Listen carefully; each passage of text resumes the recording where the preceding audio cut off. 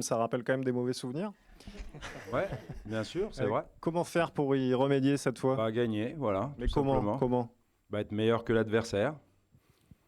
Être efficace, pas faire d'erreurs comme on a pu en faire à Bordeaux. Et, euh, et pas se relâcher. Jouer 95 minutes, Sabouna l'a bien dit. Voilà, donc après, on respecte cette équipe de Nîmes qui est une très bonne équipe, qui marque beaucoup de buts et qui prend beaucoup de buts. Voilà. Bah, je sais pas, parce que je pense qu'on est plus efficace si on a le moral, si ça garde la créativité. Euh, Si on pense que tout est perdu, alors on plie bagage et on rentre chez soi. Donc moi, je suis le guide, c'est à moi de donner la directive. Et puis, je sais un petit peu compter, quoi. Je suis allé à l'école et donc, tant que mathématiquement, c'est possible, il faut faire comme a dit Bouna, tout faire pour gagner. Alors moi, je dirais pas les 7 derniers matchs, mais déjà le prochain. Parce que quoi qu'on dise et quoi qu'il se passe ou quoi qu'on projette, de toute façon, il faut battre Nîmes. Donc, il suffit. Alors, de me dire, ouais, c'est redondant, on parle toujours du prochain match. Je suis désolé, il n'y a que ça qui compte, c'est le prochain match. Parce que si on le gagne, on est bien, et puis si on ne le gagne pas, on est moins bien. C'est aussi simple que ça. C'est bête comme chou, comme diraient les enfants. Il y a 3 semaines, on sortait de 18 points sur 16. Et le creux de la vague dont vous avez parlé, on a perdu, on n'a pas gagné pendant un long moment. C'était beaucoup plus dur de sortir de décembre-janvier que de repartir de l'avant maintenant, évidemment.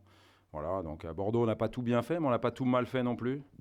Je ne suis pas là pour reparler de Bordeaux, mais comme ça coupera court à la question. Quand on fait 20 tirs à l'extérieur et qu'on obtient 11 corners, on ne peut pas avoir que fait des choses mauvaises. Et si on fait 10 fois ce match-là, on le perdra qu'une fois et on l'a perdu cette fois-là. Par contre, je répète, l'analyse, c'est la même. On fait des erreurs, comme avant, quand ça nous coûtait des points, et on a manqué d'efficacité. Voilà, donc à nous d'être plus efficaces et à faire moins d'erreurs, notamment derrière, évidemment.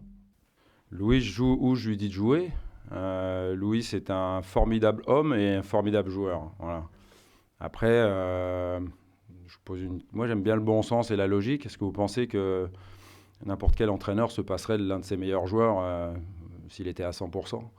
Voilà, donc il y a des choses qui doivent rester dans le vestiaire que vous ne devez pas savoir et qui regardent Louis. Mais moi je compte sur lui. J'attends juste que il revienne à son meilleur niveau dans sa tête et dans son football. Mais il a toujours la même importance.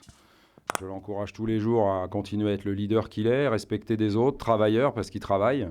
Voilà, mais on a tous besoin de fraîcheur, d'ouverture d'esprit, de créativité pour retrouver effectivement une efficacité sur le terrain parce qu'il n'y a que ça qui compte.